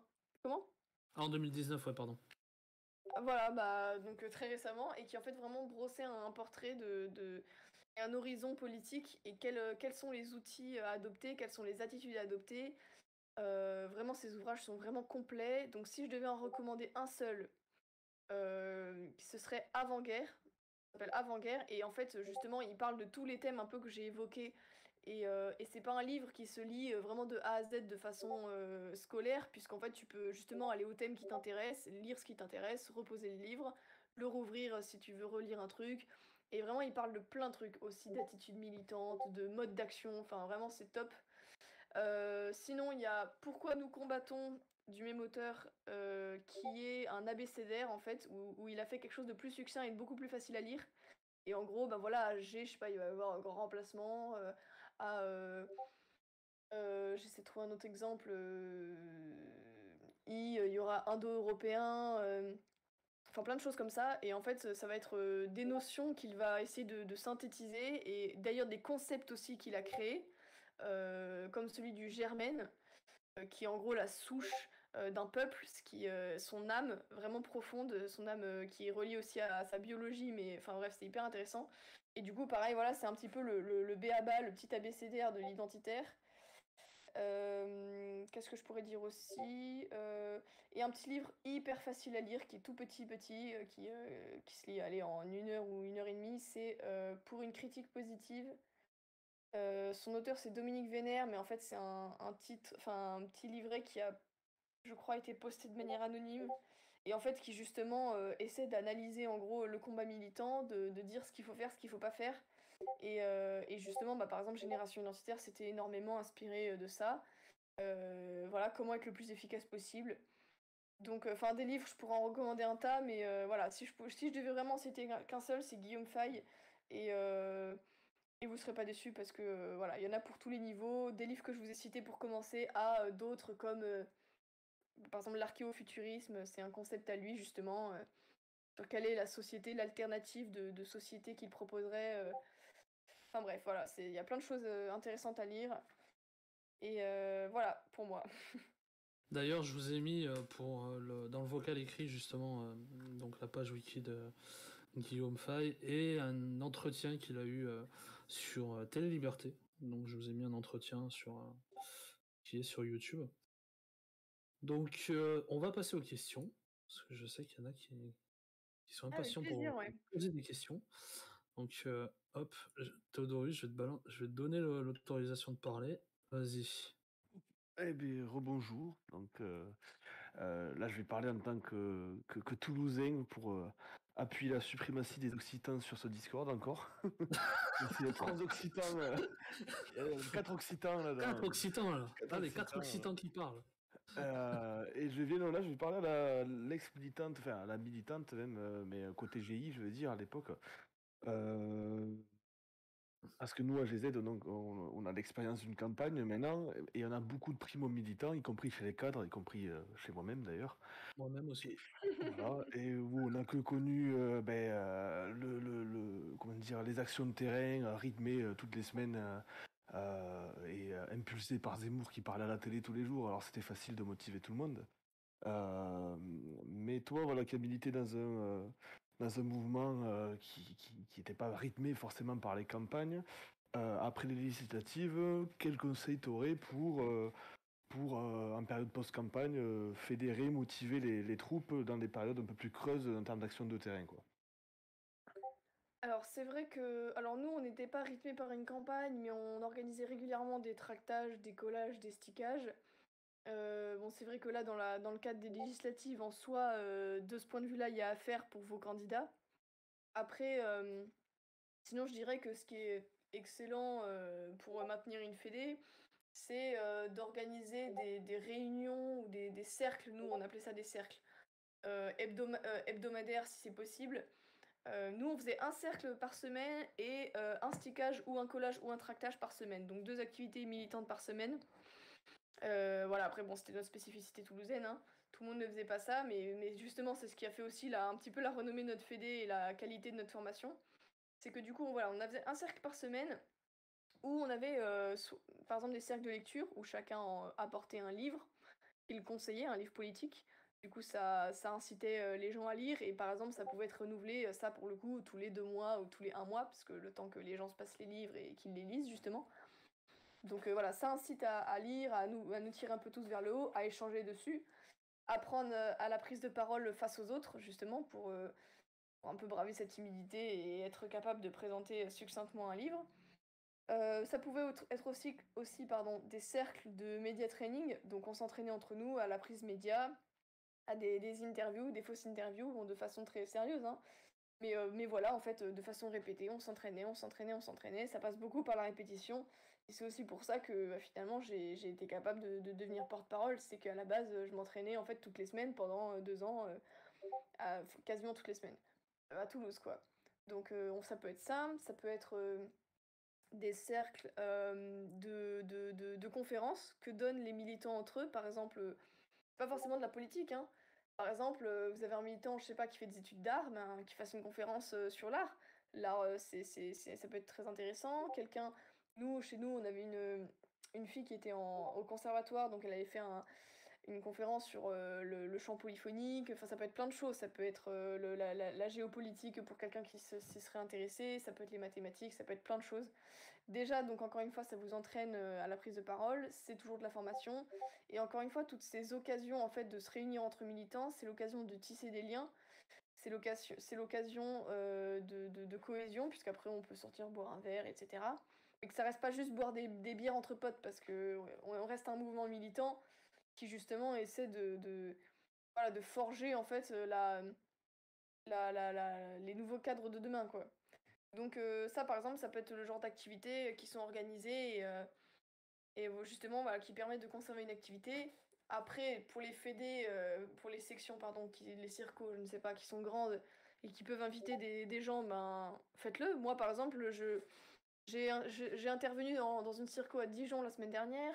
Avant hier, j'étais à Lyon pour, pareil, une conférence. J'ai aussi donné une conférence dans le Morbihan. Enfin voilà, s'il y a des respos GZ et tout qui veulent m'inviter, moi je me déplace, il n'y a pas de problème. Donc Attends, voilà, pas. T'inquiète pas, on va le faire, on va le faire. Non, mais voilà, trouver des petits intervenants, etc. Des gens, même d'autres personnes, hein, je sais pas, François Bousquet, qui s'occupe de la nouvelle librairie, des gens comme ça, qui publient des livres ou autres et qui seraient ravis de partager un petit peu leur expertise militante. Aussi se rapprocher de groupes militants qui ont de l'expérience, comme par exemple bah, nous à Toulouse, on a un petit noyau de militants qui forcément bah, continuent de se voir parce que bah, on est amis et enfin, c'est pas interdit de continuer de se voir quoi. Et bah, typiquement ils veulent organiser une journée de formation pour tous les petits mouvements militants de Toulouse parce que justement, eh bien, la transmission, c'est capital, c'est primordial. Et si on a eu la chance d'avoir, nous, hérité d'une formation de personnes plus anciennes qui étaient agies avant nous, eh bien, quand c'est à notre tour, il faut être capable de transmettre ce qu'on a reçu, l'expérience militante qu'on a, comment gérer une fédé, etc., au suivant. Donc, euh, donc voilà, en tout cas... ah oui, ce qui peut être aussi une très bonne idée, c'est d'organiser des activités cohésion qui sont pas forcément politiques, mais des randonnées. Nous, on fait des week-ends randonnées. Ça peut être voilà, ce genre d'activité-là, aller camper quelque part et à faire des veillées de chant pour redécouvrir un petit peu notre patrimoine et nos chants européens qui malheureusement se perdent de plus en plus. À part chez les scouts, on les apprend encore, mais la majorité des gens ne les connaissent plus du tout. Alors avant la télé en France, le soir c'était les veillées, les Français se réunissaient, ils chantaient autour du feu. Essayer de renouer un petit peu avec ces traditions-là. Ça peut être aussi le genre d'activité sympathique qui déconnecte un peu du quotidien politique et, euh, et voilà, qui permettent véritablement de créer de vraies communautés qui s'entraident, des personnes de confiance, retrouver des liens de confiance entre les gens. Et franchement, la chance que j'ai, c'est de me dire que j'ai quelques personnes qui je sais seront là quand ça n'ira pas, qui l'ont été et qui le seront pour d'autres fois encore. Et donc voilà, se retrouver entre nous. J'espère que j'ai donné assez de conseils, mais voilà quelques exemples. Bien sûr, c'est parfait. On prend de la graine. Il y a des trucs qu'on fait déjà et des trucs sur lesquels on va creuser. Mais merci beaucoup du coup. Avec plaisir. Merci à toi, Doris. Ah, du coup, j'ai Antoine, un autre respo départemental qui va arriver. Salut Antoine. Ouais, allô, ouais, c'est bon. Parce qu'en fait, vous m'entendez bien? Ouais, on t'entend. Non, parce que sur Discord, j'ai le petit truc mute, mais a priori, bon, c'est bon. Ouais, bon, oui, petite correction du coup pour toi, Corsinu, je suis plus le respo de la Loire. J'ai passé le flambeau à un autre. Voilà. Bon. Voilà. Mais oui, du coup, ma question, elle portait sur. Enfin, c'était pas vraiment une question, je voulais faire une remarque et rebondir en fait sur ce qu'avait dit Thaïs Oula. concernant le. Comment? C'est un petit peu assuré, on comprend pas tout. Ah non, bah en fait non, en fait simplement ce que je voulais dire, je voulais faire passer un message aussi aux autres qui sont là, c'est qu'en fait concernant le combat romantesque, etc., de la Reconquista, etc., toutes ces choses-là, c'était qu'en fait moi je pense que il faut pas en fait viser ça. Il faut pas croire que par exemple le fait d'aller à l'affront, etc., c'est quelque chose de bien. Et en fait au contraire moi je pense il faut motiver les gens en leur disant mais justement on a la chance en fait d'en être qu'au stade où on risque pas grand chose en fait, parce que quand on va faire ça on risque la mort, on risque de se faire trancher la tête un peu. Et du coup au contraire je pense il faut que les gens soient plus motivés par militer de manière un peu plus douce, plutôt de faire ça qu'à la guerre, quoi. Et donc je pense que beaucoup de personnes seraient plus motivées par rapport à ça. Et puis même, par exemple, pour reciter la fois là où on s'était fait agresser à Saint-Étienne, je peux vous assurer que que des coups ou même des barres en fer, des trucs aussi bêtes que ça, je peux vous assurer que ça refroidit déjà très bien. Et enfin après vous prenez en fait conscience de la réalité. Et donc quand j'entends un peu des gens dire voilà, oh, j'aimerais tellement que ça soit les croisades et tout, mais non en fait, non, tout le monde préfère que ça se fasse comme ça. Et puis je trouve ça même d'ailleurs plus sympa. Voilà. Mais en tout cas, merci beaucoup pour l'intervention de ce soir. Avec plaisir. Moi, pardon, je rejoins. Vas-y. Évidemment, voilà, en fait, la réalité concrète de la guerre, enfin, c'est horrible, faut pas la fantasmer, c'est terrible. Donc tant qu'on peut l'éviter et justement parce qu'on a d'autres moyens d'action, eh bien utilisons-les plutôt que justement de précipiter une chute ou un chaos où en fait je pense que 70% des gens qui prônent cela ne seront pas là pour mener la bataille quoi. Donc voilà. Ouais, voilà, exactement. Et je voulais, oui, et par rapport à ça aussi, je pense que même, même les gens qui après comprennent que par exemple, rien que le fait de militer de terrain, de coller, il y a des gros risques, notamment bah, de se faire agresser, etc. Je pense aussi que chaque personne a un profil militant à soi et que il faut aussi se le creuser, se découvrir ça. Donc c'est pas non plus pour décourager certains que je dis ça, pas du tout. Au contraire, justement, testez et faites ça, mais voilà, c'était simplement pour rebondir là-dessus. Et j'invite aux militants de la Loire parce que moi, si je retiens pas mes Toulousains, ils veulent coller au mirail tous les jours. Donc, Oui, donc voilà, ça fait moins de problèmes. j'ai eu des têtes brûlées aussi qui voulaient faire des trucs assez osés. Bah, c'est pas plus mal au final, mais bon, voilà, Ah on oui, non, essaie de les mais, garder en sécurité et non, en mais vie. C'est je amusant. vous envie. En fait, Oui. c'est pas des mauvais bougres, mais effectivement, si vous pouvez leur expliquer, enfin, pour le coup, moi, comment dire, c'est un argument qui a tout de suite fait mouche. Moi, on m'avait déjà dit, ouais, mais en gros, les gens de GI, vous êtes pas courageux, vous allez jamais coller ou machin aux endroits qui craignent. Bah, en fait, c'est vraiment dire le truc, oui, mais en fait, là-bas, on a personne à recruter, donc, enfin, qui on va convertir dans des quartiers où il y a 95% de Mohamed, enfin, personne. Donc, Ah, mais c'est pas notre cible, ça sert à rien, en fait, c'est juste à prendre des risques c'est juste. inutiles. Donc voilà. Surtout, c'est se mettre face à des gens qui eux, s'ils poignardent quelqu'un, ils s'en foutent parce que au pire, ils vont faire quoi? Ils vont se faire interpeller de suite ou une semaine ou un mois après. Mais de toute façon, s'ils se font pas interpeller pour ça, ils se font interpeller pour un trafic de stupes. Donc, Ouais, bien sûr. en fait, dans tous les cas, tu vas te mettre face à des gens qui ont rien à perdre, alors que toi, bah, t'as un idéal derrière, t'as une famille, t'as quelque chose qui fait que bah, c'est pas forcément le sens du sacrifice, mais aller se prendre un coup de couteau juste pour une affiche, c'est un Oui, peu non, con. mais conservons nos forces effectivement pour des Voilà, choses qui en valent la peine, quoi. Enfin voilà. voilà, c'est Exactement. exactement ça. Mais je Bon, pense merci. que chez GZ, on a à peu près tous la même mentalité, donc franchement, ça va. Ça va. Donc merci tous les deux. Ah, Keita, merci à vous. bah, avec plaisir. Jacouboy, du coup, question. Hop, je te donne la parole. Avant ça, on m'a envoyé des questions que des modos ont sélectionnées dans le, dans le vocal écrit. Alors, vocal écrit. Attends, putain, j'arrive plus à trouver le chat modo. C'est quoi? Bonsoir à tous. Bonsoir. Bonsoir. Vas-y, le temps que je trouve les questions, vas-y, tu peux poser les questions, Jacobi. Ok, pas de souci.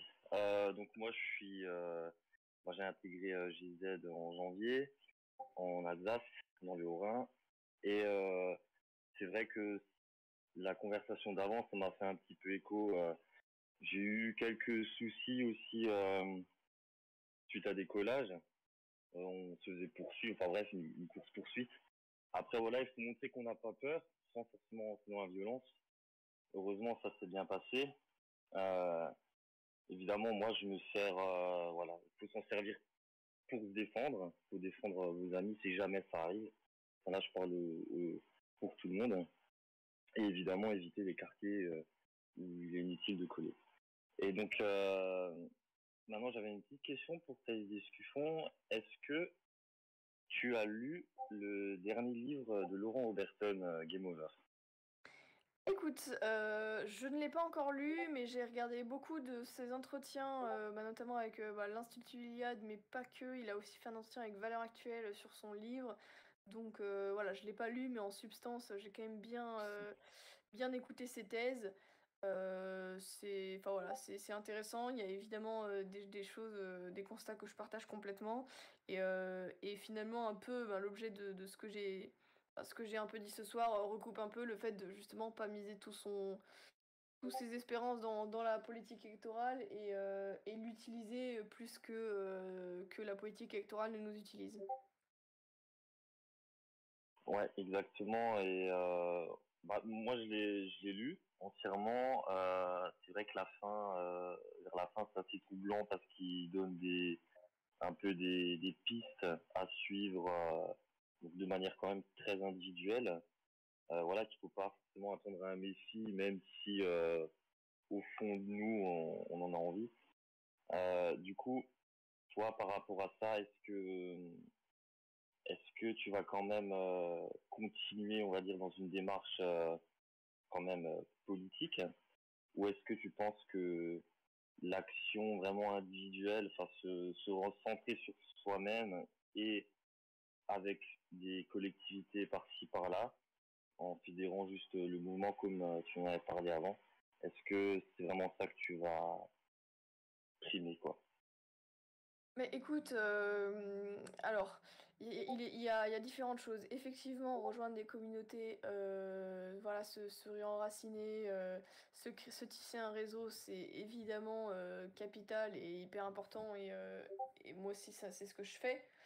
Néanmoins, ce qu'il dit aussi, enfin, en tout cas, par exemple, ce qu'il développe dans l'éloge de la force, et je pense qu'il doit peut-être quand même l'évoquer dans Game Over, c'est que comment dire, le but est aussi de... Enfin, ce qu'il fait lui, à la limite, si jamais justement il s'appliquait à 100% à ce qu'il dit là, il écrirait pas de bouquin et justement il penserait qu'à sa gueule, quoi.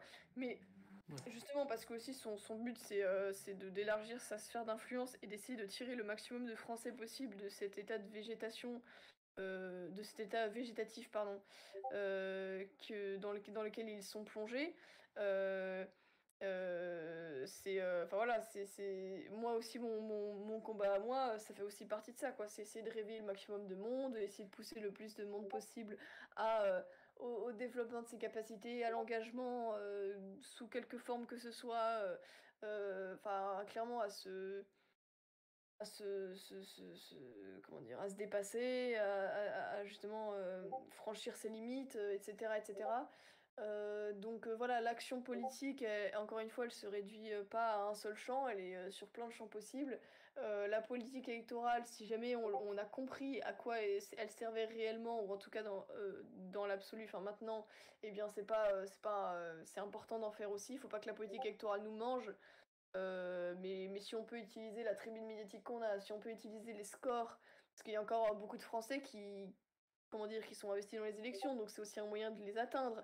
Enfin, enfin voilà, il faut multiplier les moyens d'atteindre le plus de Français possible, de les sortir enfin voilà, de l'espèce de dépendance maladive au système et à l'État. De toute façon, on se réclame comment dire, d'une pensée un peu révolutionnaire, ou en tout cas d'un héritage révolutionnaire, pas au sens des Lumières, mais enfin voilà, en termes de rébellion. Eh bien voilà, justement, c'est quand même le but, c'est de réveiller tous ceux qui peuvent l'être, qui n'ont pas forcément la chance d'avoir fréquenté les bonnes écoles, d'être dans les bonnes familles, d'avoir lu les bons livres, d'avoir le niveau d'éducation suffisant, le capital financier suffisant, enfin, etc., etc. En fait, il y a beaucoup de Français qui juste n'ont pas la chance que nous on a pu avoir, qui n'ont pas eu les bonnes rencontres, etc. Le combat politique, il doit continuer d'être mené et se recroqueviller, c'est pas la solution. Lui, je pense que ce qu'il veut surtout dire, effectivement, c'est se prendre en main, se dire que il faut arrêter de penser tout le temps que l'État va tout gérer à notre place dans notre vie, euh, qu'il faut voilà, enfin se sortir.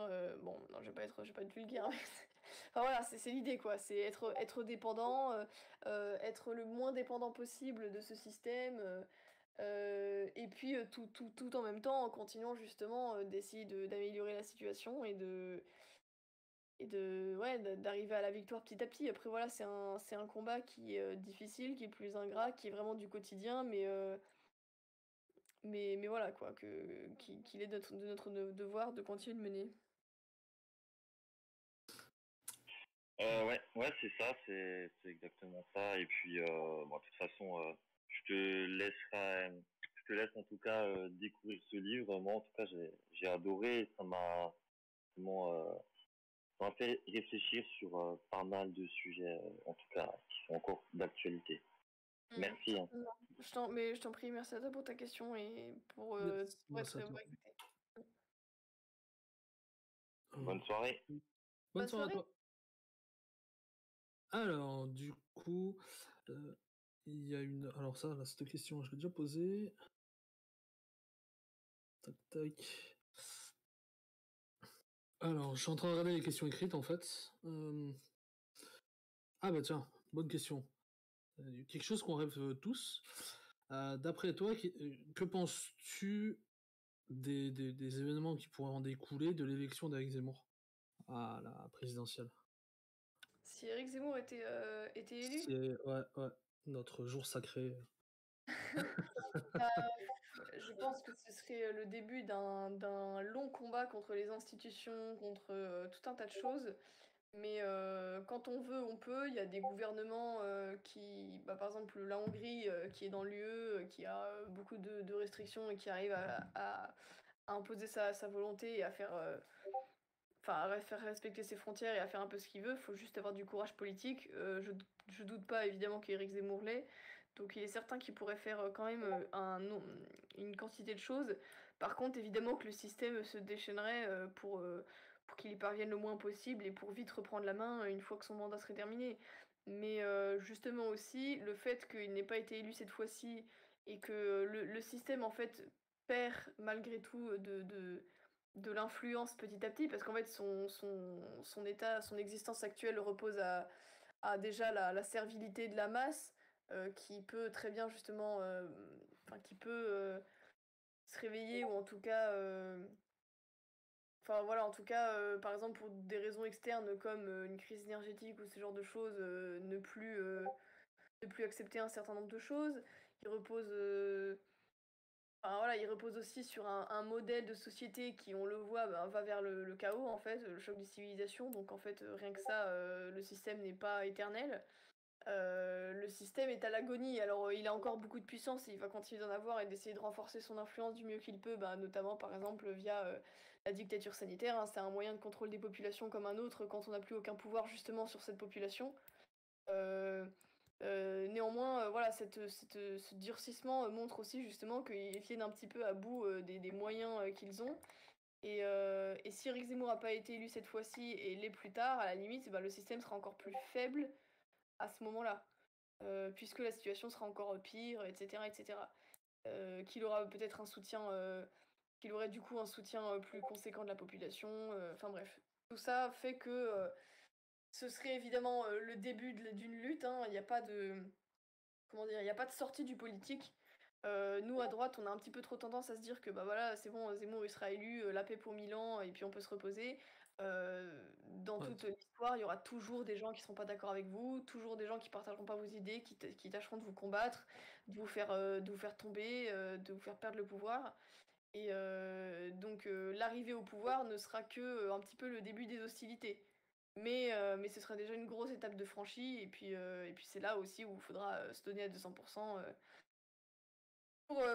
pour gagner, quoi. Et ouais, pour qu'il inverser le cours de l'histoire.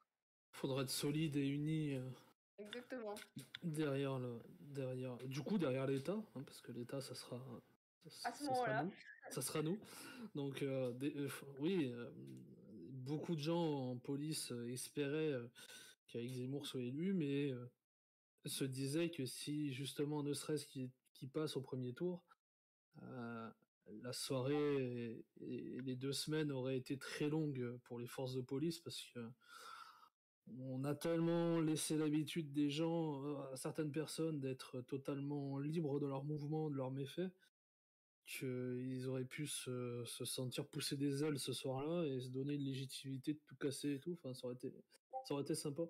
Mhm. Mais là, il faudra dire qu'on aura le soutien des États-Unis parce que bon, Donald Trump sera élu en 2024, hein, n'est-ce pas?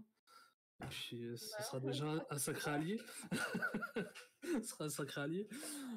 Du coup, toc toc. Je pense qu'on va prendre 2-3 questions encore, et puis après, Et oui, ça après, il fait faudra déjà. que je m'éclipse. Ah oui, mais ça fait déjà 1h30 qu'on est là. Non mais oh. Alors, Weta, t'avais une question. Weta, je t'ai donné l'autorisation de parler. Hop. Voilà, c'est bon, t'es là. Bonsoir Thaïs. Ma question c'était est-ce que tu viens de rencontrer pendant notre tour de France avec les militants GZ? On organise un petit tour de France. Certains organisent des petits tours de France sur les réseaux sociaux en août. Est-ce que tu viendras nous voir? Sachant, je crois qu'il va y avoir 5 ou 6. On va visiter 5 ou 6 villes, il me semble. Bah écoute, avec plaisir si j'en ai l'occasion, hein. Après je sais pas je sais pas quelle ville exactement, quelle date aussi, si jamais je serai pas moi-même, je sais pas, par exemple, j'ai pas mal de mariages de famille cet été, donc ça va dépendre de choses aussi, Mhm. on va dire, bêtes que ça. Mais oui, dans l'absolu, moi je suis tout à fait, disposée. Je serais ravie d'en rencontrer encore plus d'entre vous. J'en ai déjà rencontré pas mal, Tout à mais il fait. m'en reste sûrement, beaucoup à voir, donc avec plaisir. Nous sommes Alors, on va sans doute passer pas loin. D'accord, bah parfait. Allez, Voilà. merci du coup, merci Weta, je te rebascule juste en dessous. Alors, je vais faire un dernier check sur le vocal écrit. Hop, bon, ça c'est bon, ça a déjà été répondu. Donc Tom, je sais pas si c'était là, si c'était une question ou pas. Là, il y a une question Oui, je qui est suis pas là. si conne que ça. Il y a: le catholicisme a-t-il un avenir en France? Ça tombe bien parce qu'après ta réponse, je rebondirai sur le prochain intervenant de la semaine prochaine. Vas-y. Alors effectivement, l'intervenant de la semaine prochaine serait peut-être plus à même de répondre que moi, même si peut-être qu'il serait moins objectif, hein, je ne sais pas. Ah, Euh, ça m'étonnerait.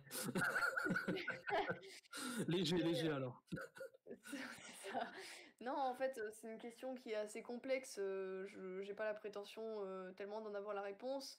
Ça pourrait, comment dire, euh, il pourrait avoir de l'avenir, enfin le catholicisme pourrait revenir parce que bah, justement la population française est en manque de spiritualité et se cherche, donc ça pourrait être une réponse.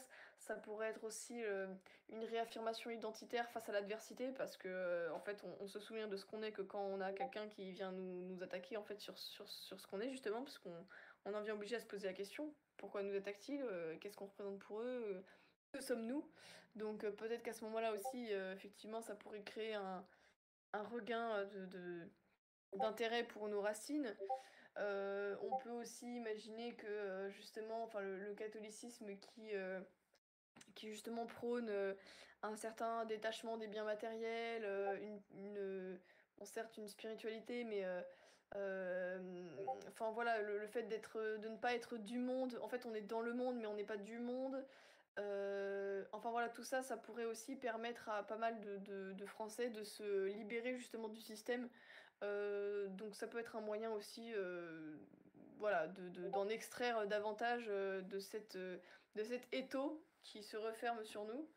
Après voilà, encore une fois, c'est encore c'est très hypothétique. La France est quand même fortement déchristianisée. On s'en rend pas forcément toujours compte. Enfin, quand on est nous-mêmes catholiques ou même, c'est vrai que le discours d'Éric Zemmour, en fait, je pense qu'il a voulu justement réveiller une France un peu éternelle qui serait là.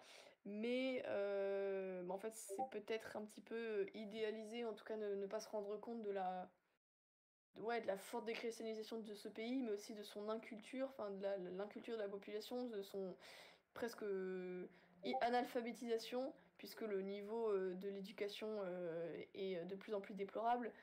Enfin, c'est des gens qui, je pense qu'il y en a beaucoup, tu leur dis qui est, je sais pas, enfin, peut-être pas Napoléon, j'en sais rien, ça me semble énorme, mais des figures de l'histoire de France comme ça, il y a des personnes qui sont même pas capables de dire qui est Louis XIV. Donc, à ce stade-là, enfin voilà, pourquoi pas, j'ai pas la réponse à ça.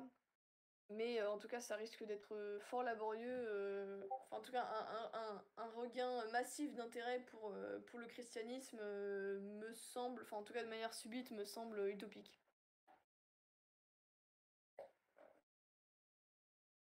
Yes. Alors, du coup, ça me permet d'introduire l'intervenant de la semaine prochaine, qui sera l'abbé Mathieu Raffray, qui sera là donc dimanche soir à 21h.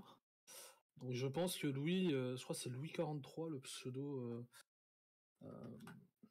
qui a posé cette question. Donc je pense que tu pourras venir la poser la semaine prochaine également, comme ça tu pourras comparer les deux réponses.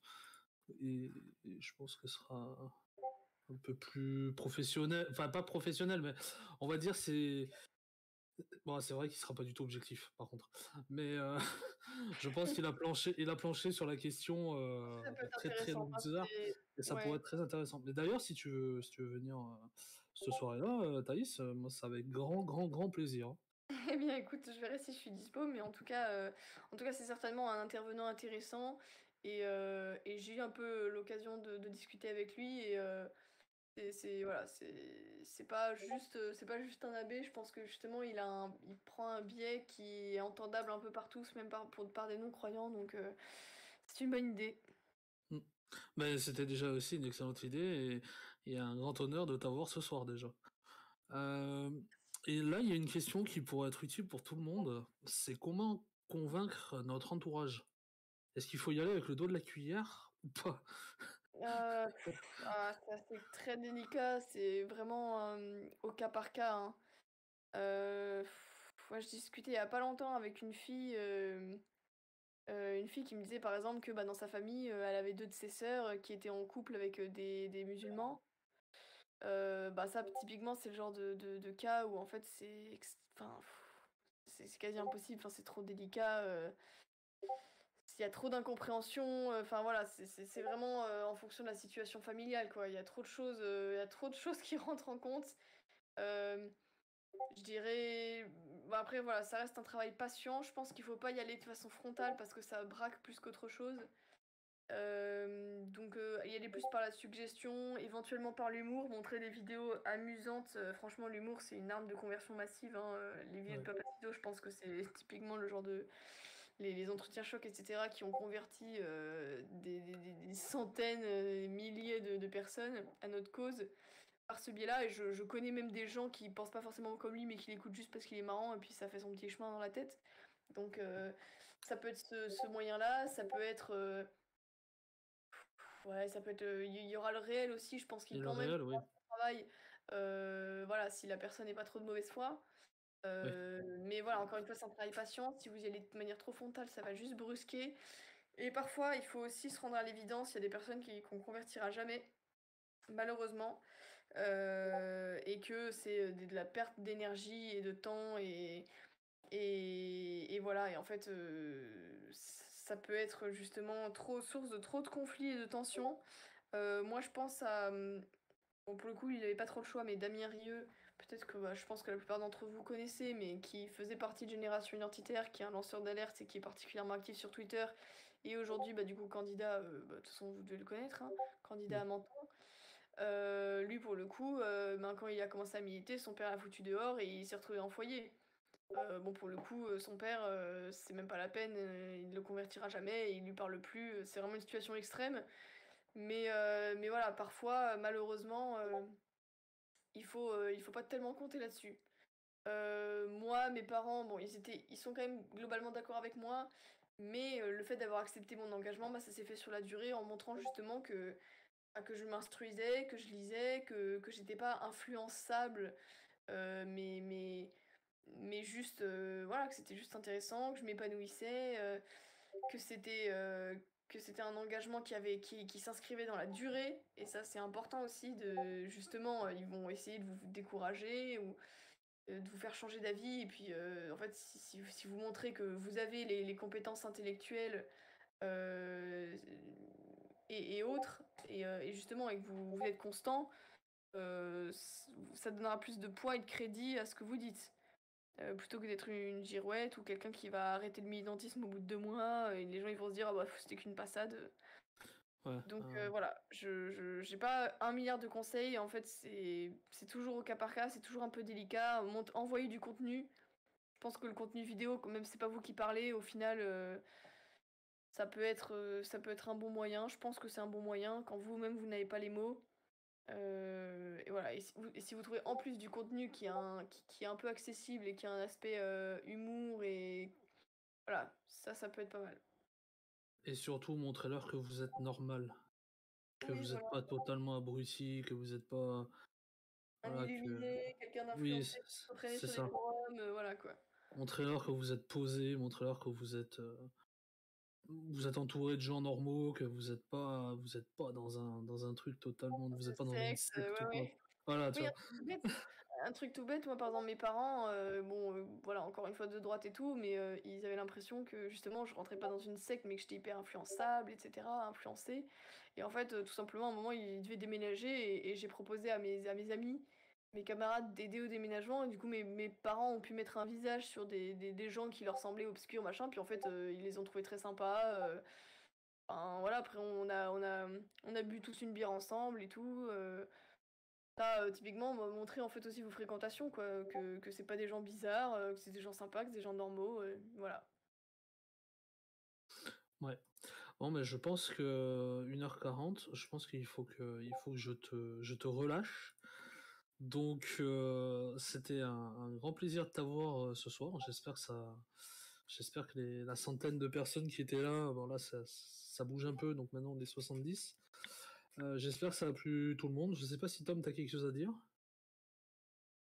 Non, bah écoute, ouais, c'était intéressant de t'entendre, surtout de donner ton témoignage et de montrer à ceux qui étaient là, notamment ce soir, peut-être, qui ne se sont toujours même pas engagés, mais qui vont peut-être grâce à toi le faire.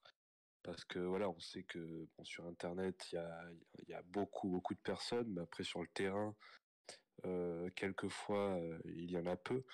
Donc moi, je pense que voilà, c'est intéressant et ce que tu nous as dit ce soir, ça a permis peut-être de donner une vision à ceux qui n'étaient toujours pas engagés dans un mouvement. Ouais. En tout cas, certainement, ce que je peux dire, c'est que si jamais vous franchissez le pas de l'engagement, vous ne le regretterez pas. Voilà, parce que, encore une fois, ça va vous apprendre plein de choses, vous allez vivre plein de choses aussi, et même si vous abandonnez, en fait, c'est jamais du temps perdu, vraiment. Si jamais, enfin voilà, peut-être qu'il n'y a pas de GZ dans votre région, j'en sais rien.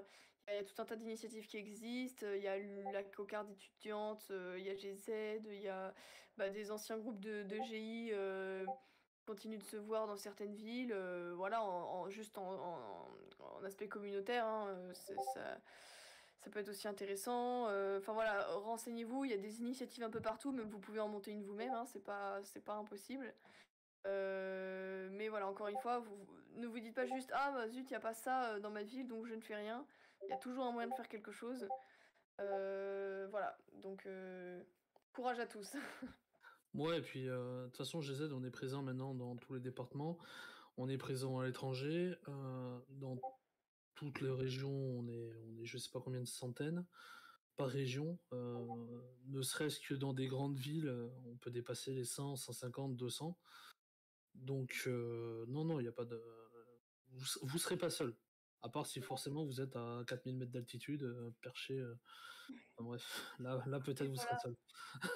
Non mais c'est ça, effectivement, le premier aspect de l'engagement, c'est en fait vous n'êtes plus seul, quoi. Vous rejoignez une communauté de gens. C'est limite